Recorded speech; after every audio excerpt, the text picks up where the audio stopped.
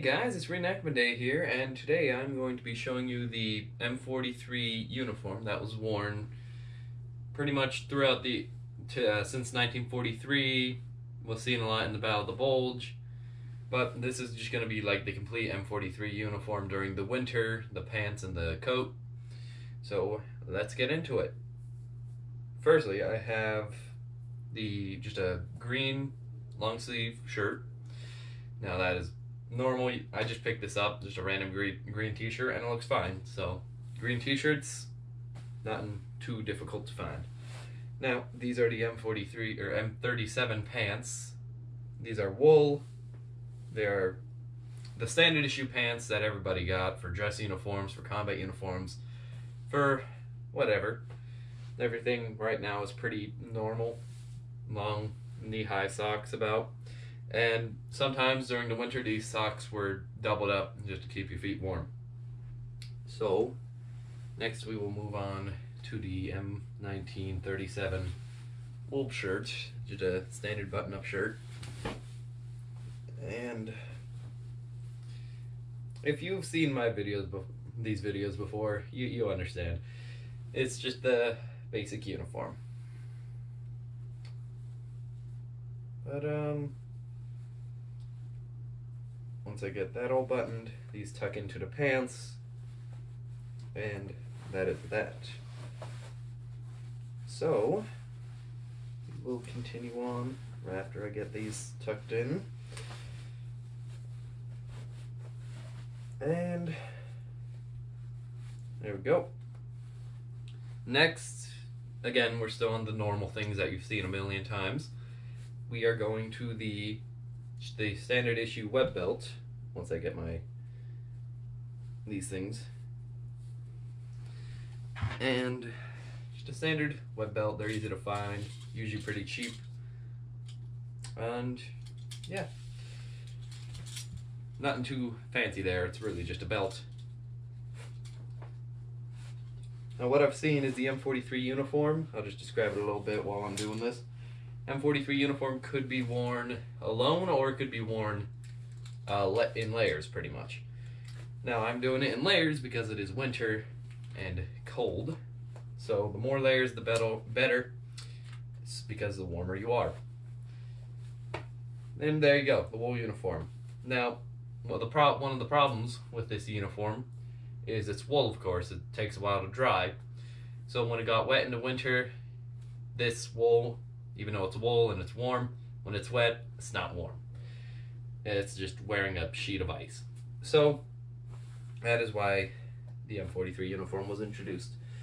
But next, we have the 5-button sweater. This is a 1980s one, but they're the same thing. Only difference is the buttons. So also they could be a little bit more of a lighter brown color, but again, it's a sweater. Nobody cares. It just looks the same. And this goes over your wool shirt. So you can tell a lot of layers because you do not want to get cold on the field.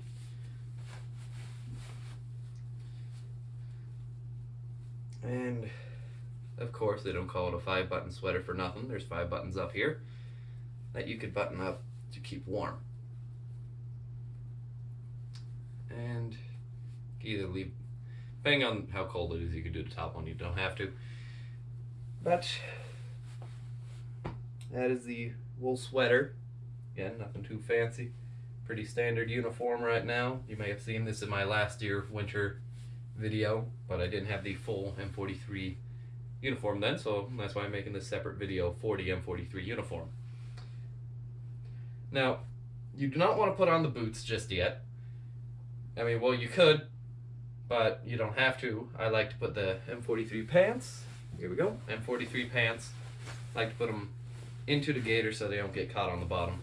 I could see if somebody didn't want to take off their boots and risk getting all the heat from that's in your boots out, they could just throw these on over the boots and gaiters. But these are pretty loose still.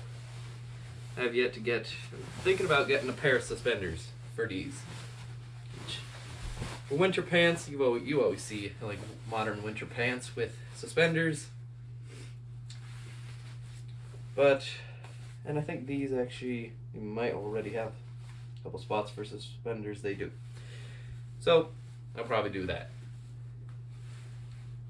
once I get this thing buttoned up. They're still new pants, so they're a bit stiff, but they will get broken in this winter. Now these pants, again, M43 pants. You can see they're very similar to the wool pants, the M37 wool pants, but these are made out of cotton, and it's a more of a waterproof material. Not completely waterproof, but it's better than the wool. So this will help keep snow from getting cold on your pants, and they are just a good alternative to the wool pants for now. During the winter, they are very nice, and I've yet to actually try them out, so that is exciting. I will move the camera down and show you the bottom section because there's a bit more to show down there. Alright, you see I'm wearing my standard rough out boots, and what you can do with the pants is you can take them, and they have this little, you can see it has a button right there, has a tab on the other side so you can bring it around and just button it to your boot. You can tell this would be pretty good with the double buckle boots, because they tighten up your pants at the bottom, and they can already, double buckle boots would go up to like here. But they would do that, and then what I have right now is my standard gaiter M1938 legging. There you go, just need to grab the right one. And again, it is like the normal gaiter, you just put it on the normal way. And now I'm not going to show you this whole thing, I'll pause it and come back. But you can see, you just do the gaiter all the way up, just like you would do with the other pants.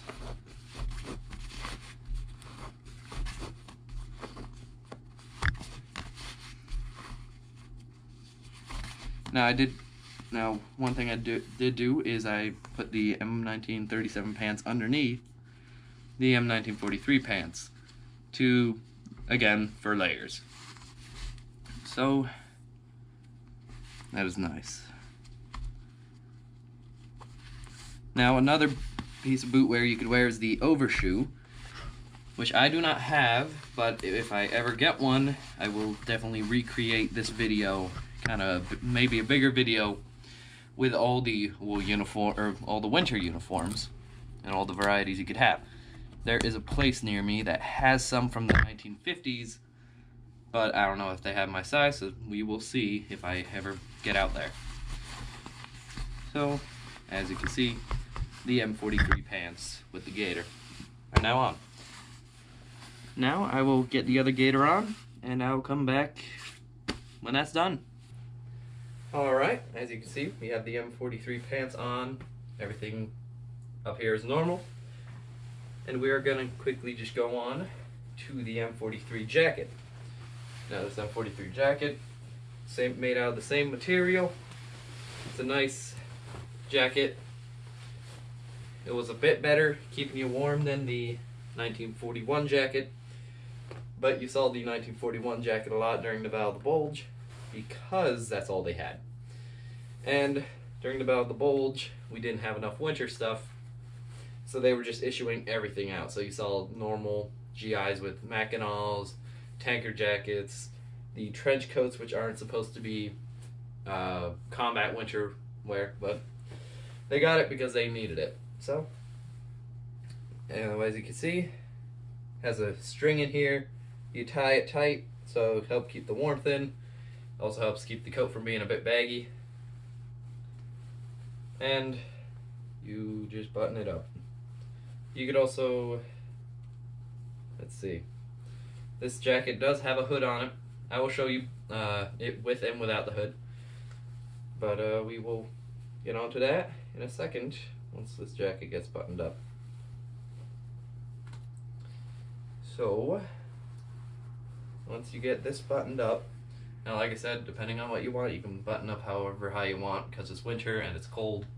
So you can button this up all the way, you can button it up most of the way like this. I usually keep it like this to tuck a scarf in there, but because of the temperature today, I don't think I'm gonna need a scarf. There should be plenty. Let me just button up these pockets, and we will start moving on to the field gear. Now, of course, field gear is the same. Lightweight gas mask bag goes over your shoulder, pretty normal. Just tuck that in under the collar. Then we have the M1928 haversack with M1910 canteen and canteen cover. And we have the M1924 first aid pouch on this side. We have the M1 bayonet, the M1943 shovel, and that's about that. I've gotten good at memorizing what's on the haversack because I say it so much. So you get this. You might need to loosen the belt a little bit because of how many layers you got on, but I managed to get it hooked up. The gas mask bag goes underneath the haversack to help it from bouncing around. You know, the normal way that we always do it. And let's see. Next we move on to the other items like the Jeep cap.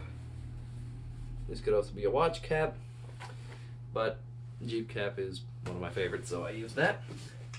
Then we have the good old M1 helmet. You know, two-piece helmet, steel outer shell, fiberglass inner liner. It's one size fits all. I have it looser to fit over the Jeep cap, which you're going to need to do if you do it. And then we will just take the standard trigger finger mittens. These are originals. They are very nice. I love these gloves.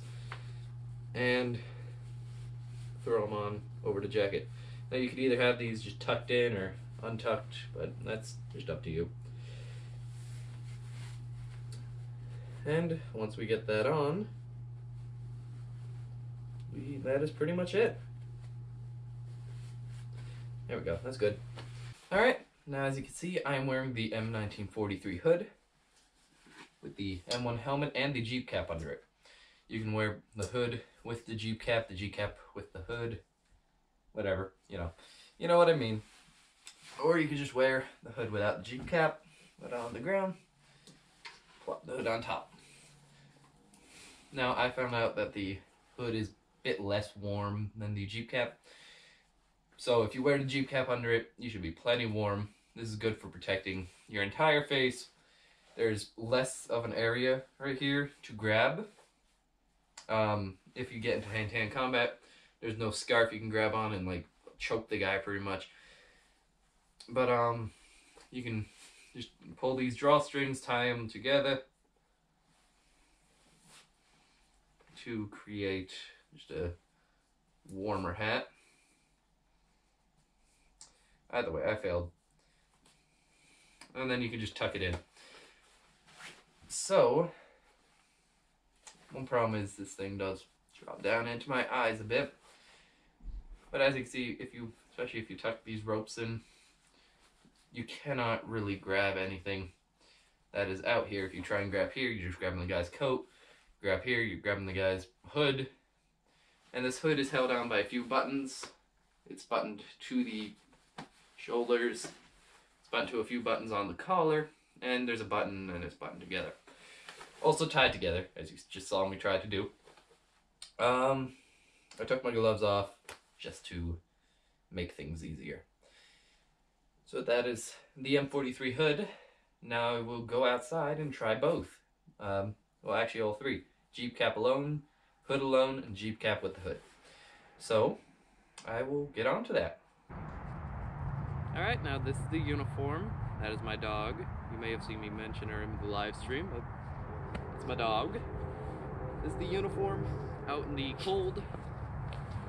And we'll say that I'm not that cold. It is 31 degrees right now. 31 degrees Fahrenheit, that is.